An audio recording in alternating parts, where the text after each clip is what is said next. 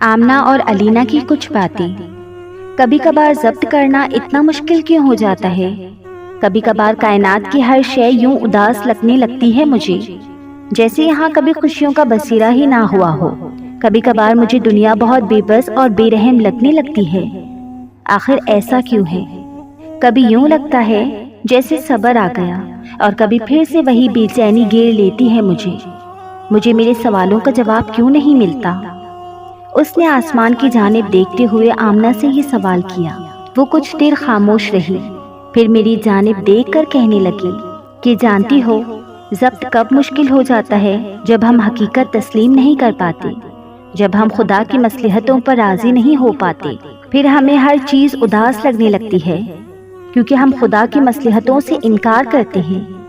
اور جانتی ہو، یہ انسان کا فطری عمل ہے کہ اس کو تب تک حکمت سمجھ نہیں آتی جب تک وہ خدا کے فیصلوں پر آمین کہنا نہ سیکھ لے۔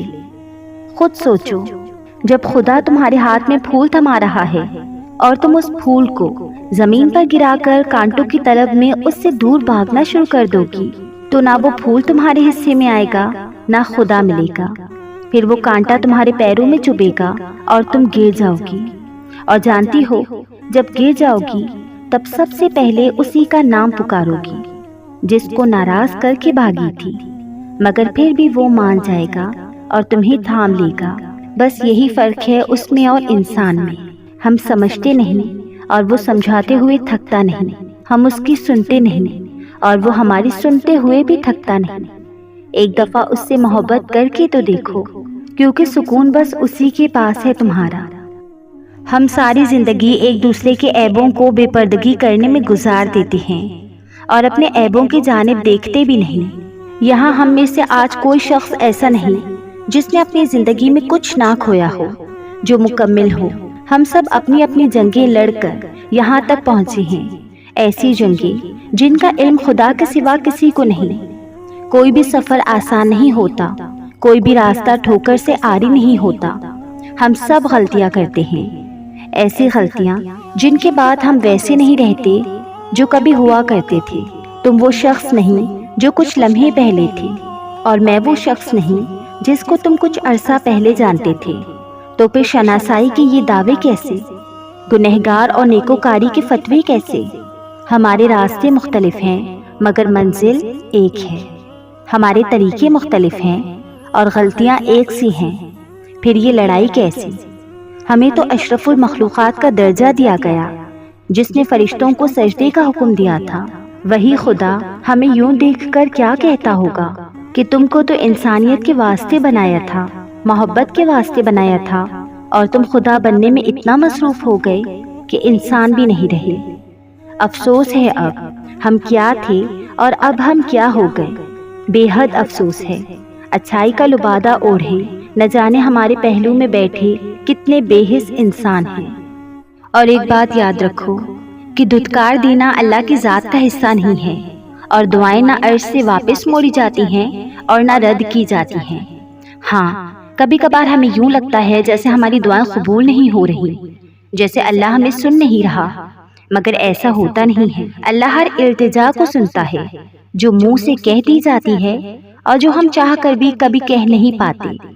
بس کبھی کبھار وہ ہمارا صبر آزماتا ہے، ہماری محبت کا امتحان لیتا ہے کہ کیا میرا بندہ مجھ پر اتنا یقین رکھتا ہے کہ میری رضا کے لیے انتظار کر سکے، مجھے راضی کرنے کے لیے صبر کر سکے۔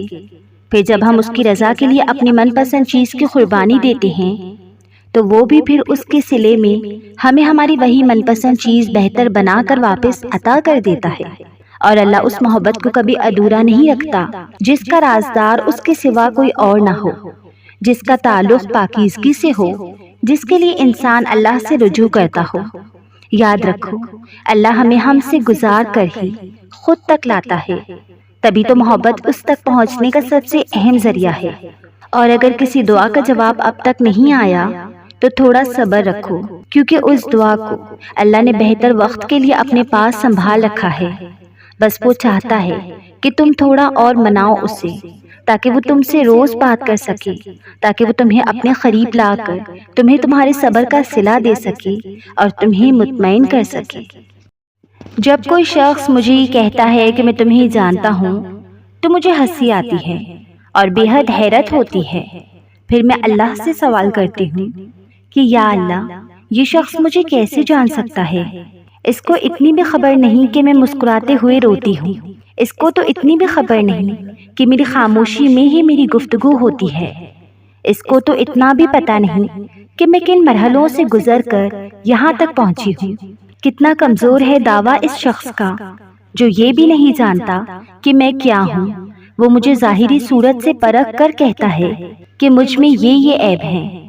اس کو تو یہ بھی خبر نہیں کہ میرے ان عیبوں کے پیچھے کتنی مجبوریاں ہیں، کتنے راز ہیں۔ حیرت ہوتی ہے مجھے ان لوگوں پر جو مجھے جانتے نہیں اور میری برائیوں کے جھوٹے چرچے کرتے ہیں، اور ترس آتا ہے ان پر جو ان چرچوں پر یقین کر لیتے ہیں۔ کتنے عجیب ہیں نا تیرے بندے، تجھے خوش کرتے کرتے کتنا ناراض کر دیتے ہیں۔ اس شخص کے پیچھے مت بھاگو جو تم سے دوری اختیار کرتا ہو، جو تمہاری محبت کی قدر نہیں کرتا، جو تمہارے آنسوؤں کی لاج نہیں رکھتا، جو تمہاری خاموشی نہیں سن سکتا، جس نے تمہاری مسکراہٹ چھین لی ہو۔ جو شخص ایک دفعہ تمہیں چھاؤں سے دھوپ میں لا کر کھڑا کر سکتا ہے، وہ دوسری دفعہ بھی تمہیں تکلیف پہنچاتے ہوئے جھجکے گا نہیں۔ تبھی اللہ نے اسے تم سے دور کر دیا ہے، کیونکہ وہ تمہیں اتنی تکلیف میں نہیں دیکھ سکتا۔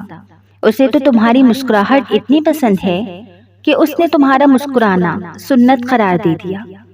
اس کو تو تمہاری آنکھ سے نکلنے والا ایک آنسو بھی گوارا نہیں۔ تم ایک دفعہ اس پہ یقین رکھ کر تو دیکھو، تم ایک دفعہ اس کا انتخاب تو دیکھ لو۔ وہ کتنی محبت سے تمہاری جانب دیکھتا ہے، اس کی وہ محبت بری نظر محسوس تو کرو۔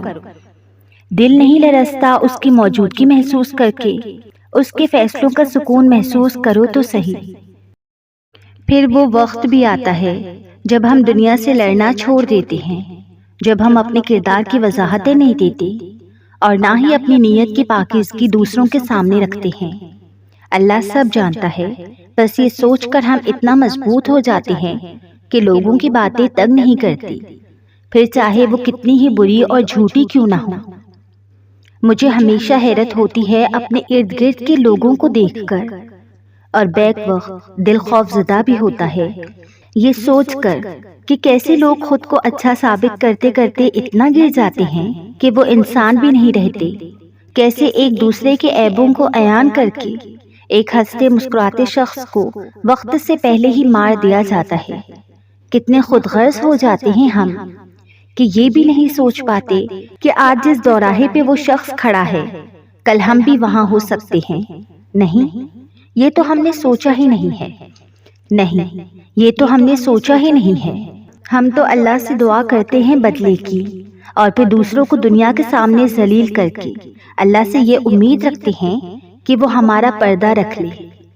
شاید یہ لوگوں کی باتیں اور دنیا کی ٹھوکریں ہی ہمیں مضبوط بنا دیتی ہیں، اتنا مضبوط کہ ہم اپنی ذات پہ اٹھنے والے سوالوں کا جواب بھی نہیں دیتے، اور شاید جواب دینا بھی نہیں چاہیے، کیونکہ کچھ سوالوں کے جواب وقت اور اللہ دیتا ہے، اور پھر جب جواب عرض سے اترتے ہیں تو کوئی دلیل کام نہیں آتی۔ پھر ڈرنے کا وقت ہوتا ہے، وہ رحیم تو ہے پر اسے ڈرانا بھی خوب آتا ہے۔ سب کو خوش کرنے کے لیے، رشتوں کو بچانے کے لیے، دوسروں کو ڈھونڈتے ڈھونڈتے ہی ہم خود کو کھو دیتے ہیں۔ ہمیں جس سے محبت ہوتی ہے ہم اس کو تو تمام خامیوں سمیت قبول کر لیتے ہیں، لیکن خود کو ان خامیوں کے ساتھ قبول نہیں کر پاتے۔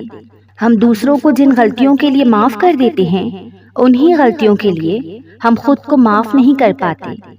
تبھی تو بے سکون رہتے ہیں، کیونکہ آج کل کی دنیا کا سب سے بڑا سچ یہی ہے کہ ہم خود کو ہی تسلیم نہیں کر پاتے۔ ہم خود ہی خود پر اتنا ظلم کرتے ہیں کہ پھر واپسی کا کوئی راستہ نہیں بچتا۔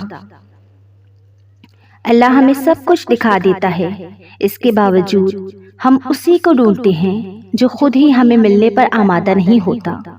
ہم خود کی عزت نہیں کر پاتے۔ گر جانا مقدر ہے، لیکن گرے رہنا تمہارا اپنا فیصلہ ہے۔ جن چیزوں کے لیے اللہ نے تمہیں معاف کر دیا، ان کے لیے اگر خود کو سزا دو گی تو سکون کیسے آئے گا؟ جن لوگوں کو اللہ نے خود تم سے دور کر دیا، ان کے لیے ضد کرو گے تو خوش کیسے رہ پاؤ گے؟ خود پہ رحم کرنا سیکھو تاکہ تم پہ رحم کیا جائے۔ آدھی سے زیادہ زندگی تو تب صحیح ہو جاتی ہے جب ہم ہر چیز اپنے رب پر چھوڑنے کے عادی ہو جاتے ہیں۔ خود کوشش نہ کرو چیزوں کو ٹھیک کرنے کی، جو ہو رہا ہے اسے ہونے دو۔ چیزیں بکھری ہیں تو اسے بکھرا رہنے دو، جب وقت آئے گا تو وہ سمٹ جائیں گی۔ درد ختم نہیں ہو رہا تو رب سے باتیں کرو، اپنے لیے رحم مانگو کہ میرے ساتھ یہ کیوں ہو رہا ہے، میری زندگی یہ، میری زندگی وہ۔ یہ سوچنا چھوڑ دو اور بہترین وقت کا انتظار کرو۔ بے شک عنقریب اللہ پاک اتنا دے گا کہ تم خوش ہو جاؤ گے۔ بھلا وقت بھی کبھی ٹھہرا ہے کیا؟ وقت تو بدلتا رہتا ہے اور بدلے گا بھی۔ بس صبر کرو اور اپنے لیے ہمت مانگتے رہو۔ وہ سن رہا ہے، وہ سب سن رہا ہے، وہ تمہارے بے چین دل کو قرار دے دے گا، یقین رکھو۔